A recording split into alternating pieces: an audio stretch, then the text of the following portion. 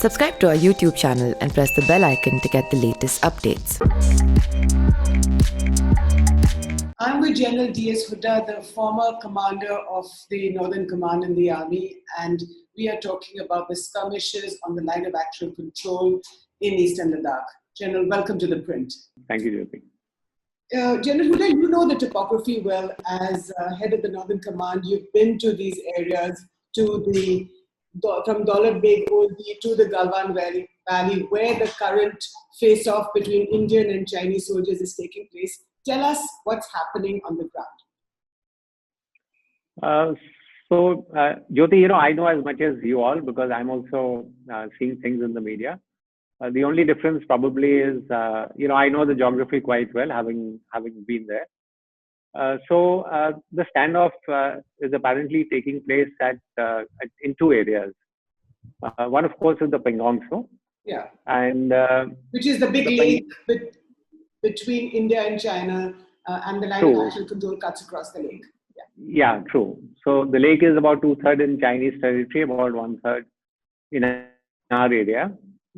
The differing perceptions are, where exactly does the line of control lie on the northern bank of the Pangong? And so where does it cut across from the north? And there are various fingers like spurs which jut down into the lake from the northern side. And so there is a difference in perception whether it lies at finger 2, which is on our side, or lies at finger 8, which is, more towards the Chinese side.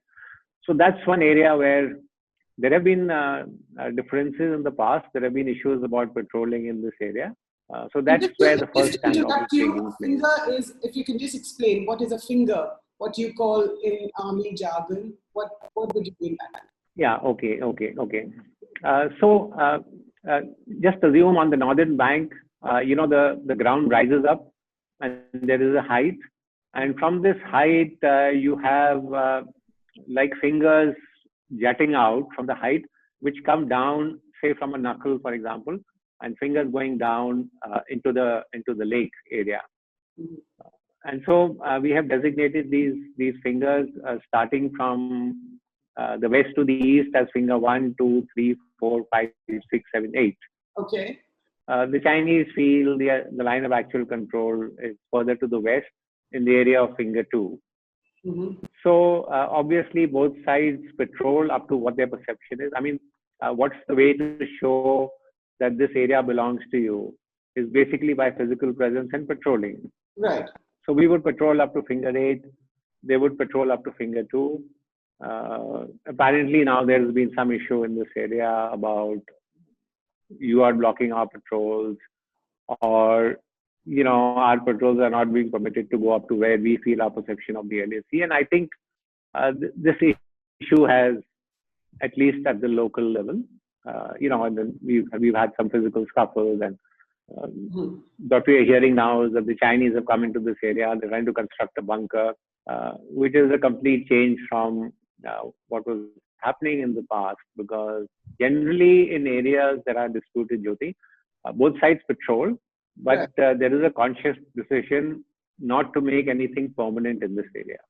Further north, as you go up, the northernmost point is the Karakoram Pass, and we have a road which takes off from a place called Darbuk. It's called the DS-DBO road, Darbuk Shok DBO. DBO is where we have a advanced airfield. So that's Daulat and then it goes on to, absolutely. Okay. And then the road goes on to Karakoram Pass. Now this obviously for us is a very critical and crucial road, because this is the main road which connects our northern areas of Eastern Ladakh with the rest of Ladakh. Now Galwan River comes in from the Chinese side and comes and meets up with the Shok River. Mm-hmm. And here the distance between our road and the LAC, as we call it, is about 5 to 7 kilometers. Mm-hmm. So it's right along the LAC. Coming from the Galwan River flows in from the east and comes along a valley, and then comes and meets up with the Shok River, on which we have our road. Okay. Now I know there is a lot of talk about Galwan Post and it was attacked in 1962, which is true. But after that, there has never been a dispute about where the alignment of the LAC lies. Hmm. As I said, in Pangong Tso, there is a differing perception between finger 2 and finger 8. Yeah. But as far as the Galwan Valley is concerned, there has never been an issue about where the LAC lies, what's the exact alignment, which is our area, which is the Chinese area. There has rarely been any patrol standoff in these areas. So therefore, it's a bit of a worry that this is a new sort of area that is being opened up by the Chinese. But why? Because you can understand where there are disputes and where there are differing perceptions. But why should the Chinese be wanting to do something in what can almost be called a settled area? So that's the other place where there appears to be a large standoff between our soldiers and Chinese soldiers. Right. So why do you think the Chinese are doing this? If this is a settled area in the Galwan Valley, or acknowledged to be settled between the two sides, why are the Chinese raising the temperature at this time? I think, Jyoti, it's to do with the larger picture. So it isn't to do with some local incursions, or as you hear statements from the Chinese Ministry of Foreign Affairs that India is trying to construct some infrastructure or is trying to block trolls from coming into our areas. I think there is a larger game plan. There is obviously an attempt to put some pressure on India and to coerce India. What their final intentions are, Jyoti, I don't know. Because we don't know what demands they have made. But certainly, it's not some local incident that has triggered it. Also, obviously, if you are looking at deployments and moves in over such a vast area, it's not something that has been, done by a local commander. Sometimes that happens. Local commanders want to sort of assert themselves, and in a particular area, they will send patrols. But these are well coordinated moves across various areas, including, in fact, even Sikkim. And therefore, I would think that this is planned at a reasonably high level, and the attempt obviously is to pressurize India. As I said, I don't know what the intentions are. We will get to know once some kind of negotiations take place and some demands are made. But are the Chinese intruding into so-called Indian territory, or is there the line of actual control where you just said that both the Chinese troops are on their side and the Indian troops are on the Indian side? Is there any intrusion into the Indian side? So it appears to be so. If the Chinese had remained on their side and we had sort of remained on our side, I don't think you would have had this crisis because both sides would have been on their own side of the line. Certainly, there is an intrusion in Peng also, and certainly there is some level of intrusion also in the area of Galwan Valley, in what is known as Galwan Nala. There has been some intrusion by the Chinese side. That actually is the main issue of concern. We don't really get sort of too worked up if Chinese remain on their own side.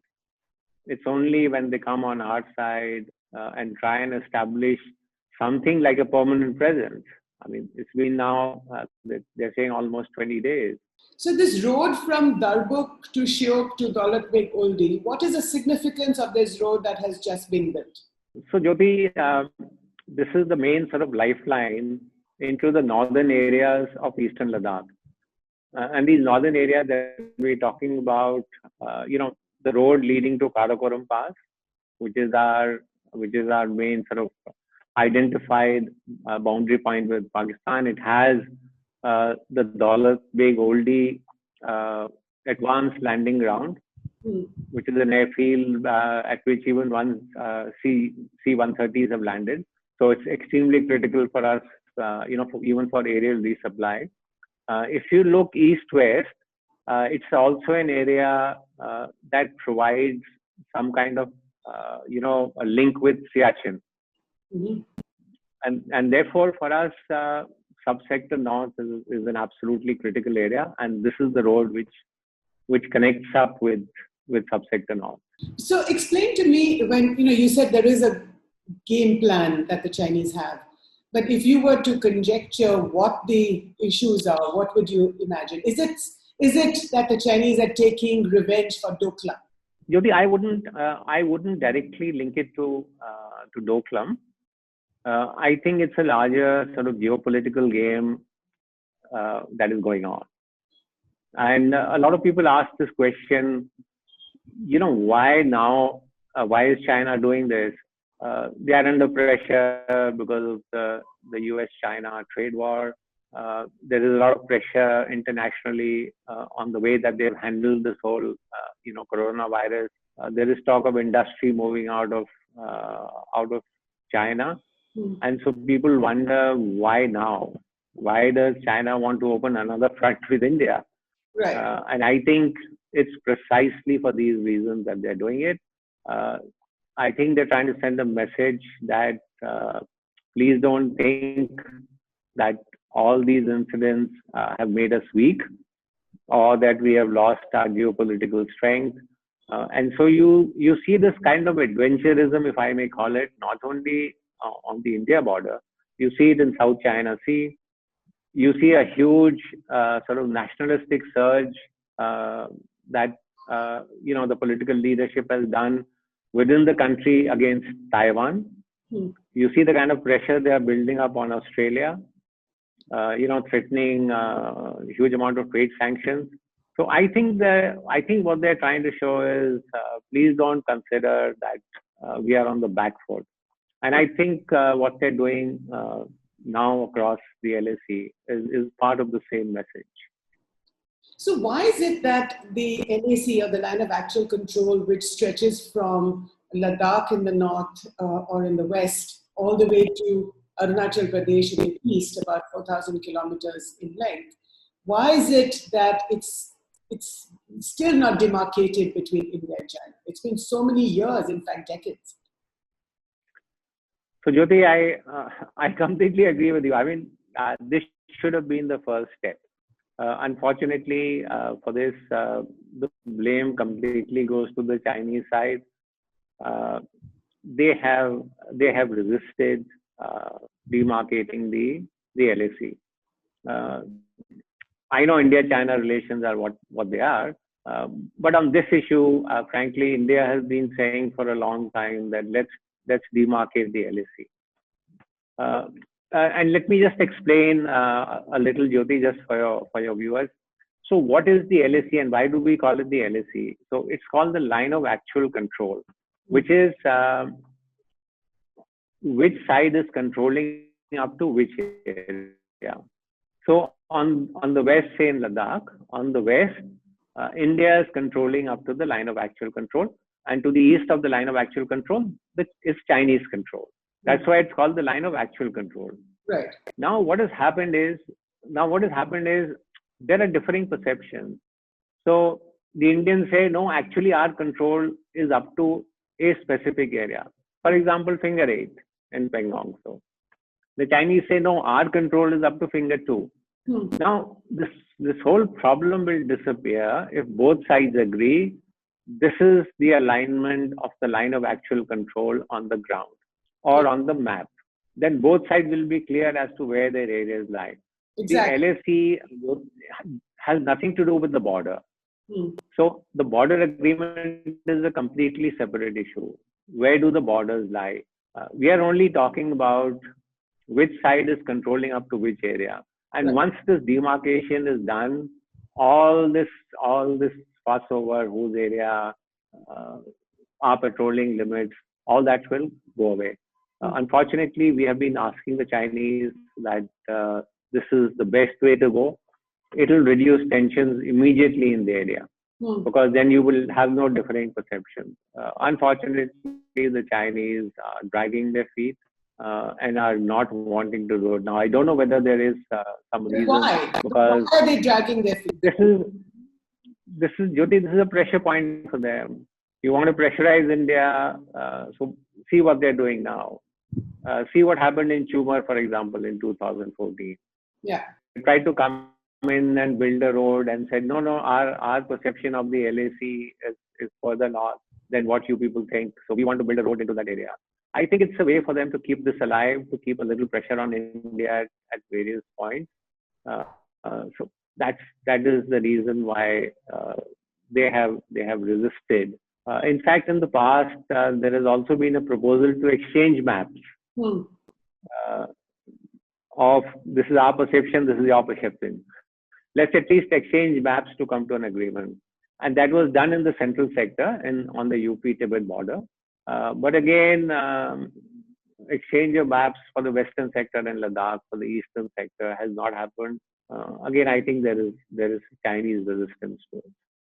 So just the last couple of questions, General, you talked about, or I asked you about Doklam.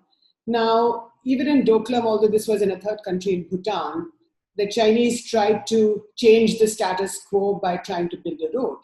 And that's when the Indian troops who are stationed in Bhutan were asked by the Bhutanese to resist that advance. So can you compare what happened in Doklam with what's happening in Ladakh today?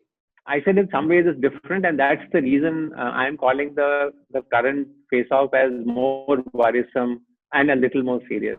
And let me try and explain that. See, if you look at the past incidents, you look at Doklam, you look at Chumar, in 2013 we had a Depsang. These were incidents that were localized to a geographical area. So if it was Doklam, it was Doklam. If it was Chumar, it was Chumar. There was great clarity on both sides as to what do we want. So Chinese said, we want to build the road. We said, no, you can't build the road. The current standoff happening at Pangong Tso at 3-4 places in Galwan. Now, we are not very sure as to what the reasons are, why have they come in, what do they want. It's not geographically sort of isolated to one area. There was a great degree of restraint on both sides not to use force. That seems to have this time gone out of the window. If reports are to be believed that the Chinese came armed with rods, etc. So I think there is a difference.